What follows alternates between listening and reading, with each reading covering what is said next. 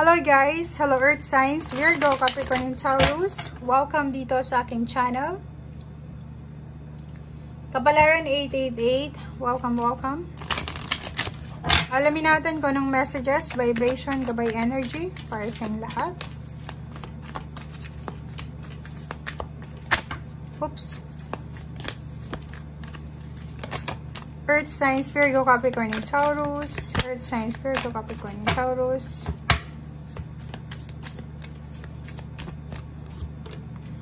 Courage.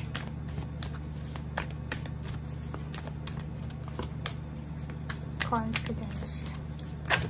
Oops, sorry. Oh, sorry. Ang dami naman na ito. Okay. Okay, guys. Ito yung pinaka unang baraha, 'di ba? So, hindi natin kukunin yung lumabas na marami na to. Kasi, minsan, pampagulo lang yon sa messages. Okay, so first three messages sa'yo is healing, courage, and confidence. Pwedeng meron kang mga dinadamdam na pain and heartaches, or pwedeng sama ng loob, or pwedeng yung iba sa inyo dyan, may dinaramdam kayong physical body pain. Parang ganun. Sa araw na ito, kung makikita mo yung confidence at courage, iisa lang yung message nila. It's a fire sign energy na sinasabi na if ever man may kaaway ka na fire sign, Leo, Aries, Sagittarius, or nawawalan ka ng confidence dahil sa siguro maraming mga tao sa paligid mo na sinaktan ka emotionally and physically or mentally or financially. So dito sinasabi na huwag kang mawalan ng pag-asa kasi may healing na paparating. Maraming pagkakataon sa araw na ito na magkaroon ka ng healing. Like, pwede kayong magkabalikan ng karelasyon mong nasira.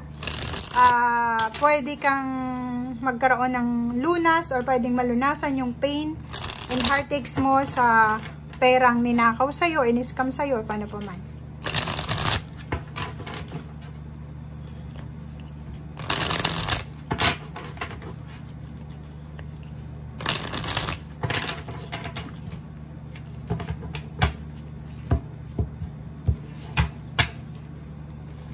Okay, so first card is King of Wands. Sobra kang busy sa araw na ito. Parang sobrang sipag mo sa araw na ito. Kasi kailangan mag-ipon eh. 'Di ba? Parang sobra-sobra kang workaholic. Workaholic ka sa araw na ito kasi kailangan mong mag-ipon. Kailangan mong makasave ng pera. Next card is Good News. Maraming messages kang matatanggap sa araw na ito. Good news na pwedeng magdala sa'yo ng options, choices, or decision making regarding lump sum ng money. So, isang pwedeng unexpected or expected na pera ang makukuha mo sa araw na ito. Pwedeng blessings or a gift or unexpected income. And nakikita natin na excited ka. Okay? Excited ka. Masaya ka kasi syempre sino ba naman ang hindi magiging masaya kung makakatanggap ka ng pera, 'di ba? So, yung iba din sa inyo dito, if looking for a job ka, nakikita mo tong Ace of Swords, may good news dito na parating. Earth Signs, Virgo, Capricorn, and Taurus. May good news dito na pwedeng pagpilian mo na pwedeng magdala sa'yo ng excitement. And nakikita mo to, malaking halagang pera to, so malaki yung sweldo na ino-offer sa'yo. Second is, pwedeng may nagkakagusto sa'yo, or pwedeng may nagugustuhan ka. Kaso lang, hindi mo alam kung ano yung uunahin mo, relationship ba, or trabaho. So, yun. Ito yung sagot sa'yo. King of Swords, ang sagot sa'yo is mag-focus ka lang sa isa. Kung ano yung gusto mo, huwag mong ipag-multitask, huwag mong pagsabay-sabayan. Okay? So, sinasabi ng baraha na kailangan mo daw na ituloy kung ano yung gusto mo, huwag mong ihang, pero dapat iisa lang yung focus, iisa lang yung priority mo. Okay, so celebration. Merong celebration na posibleng isi-celebrate ka today or gaganapin today.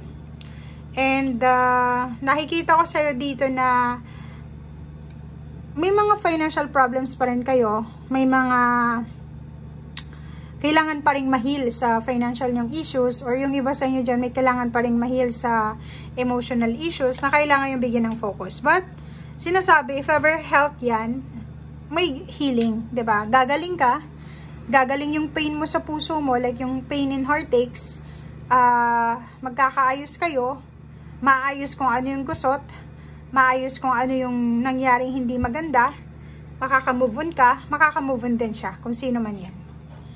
Okay, so yun. So, kung ano man tong ginagawa mo sa ngayon, or kung ano man tong pinaplano mo sa ngayon, like, plano mo mag-ipon, plano mong maging masipag, mag-double time, mag-overtime, or kung ano pa man, gawin mo siya. Kasi, yung ipon, hindi naman ibig sabihin na kailangan nating mag-ipon ng malaking halagang pera talaga.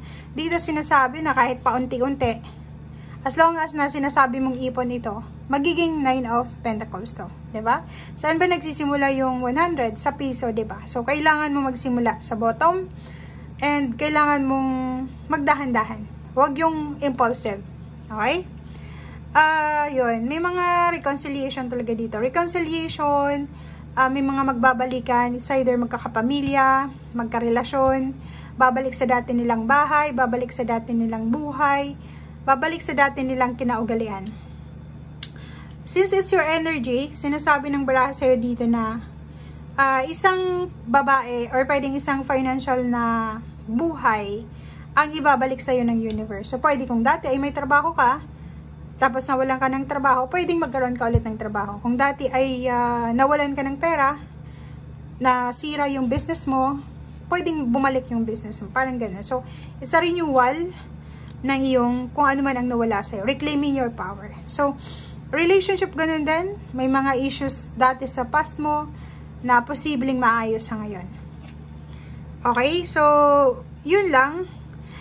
Nakikita ko sa'yo dito na may isang tao sa paligid mo, or pwedeng may isang tao dito na connected sa'yo, pwedeng financially stable siya, secured siya from your past. It's either relationship mo siya or kapamilya or dati mong boss na siguro nasaktan ka or nasaktan mo siya, na pwedeng magkaroon kayo ng pag-aayos, ng justice. So, ibig sabihin, may good karma dito eh. May good karma na parating. Meron ditong contract signing, meron ditong offer ng contract, may offer ng relationship, offer ng reconciliation or kano pa man. And isang lump sum na pera to, na parang i-offer sa'yo. So, paki-comment sa comment section. Okay? Kasi kung makikita mo dito, earth signs, if ever na naghahanap ka ng trabaho, pwedeng may mag-offer sa'yo nga ng malaking halagang pera as sweldo. Contract siya. Pero, may kailangan kang i-sacrifice. Pwedeng ang trabaho ito ay nasa malayo, kailangan mong magpakalayo-layo. So, may mga kapamilya ka, or relationship siguro na masasaktan. Siyempre, magiging long distance relationship na kayo. So, parang ganun. So, may choices ka dito, pwede kang mamili. But, sinasabi ng baraha, focus ka lang sa isa. Okay? Ihang mo yung isa. Kung gusto mo yung relationship, sa relationship ka. Kung gusto mo yung pera or career, career ka. Kung gusto mo yung health, health ka. Okay? So, thank you guys and see you again. Bye!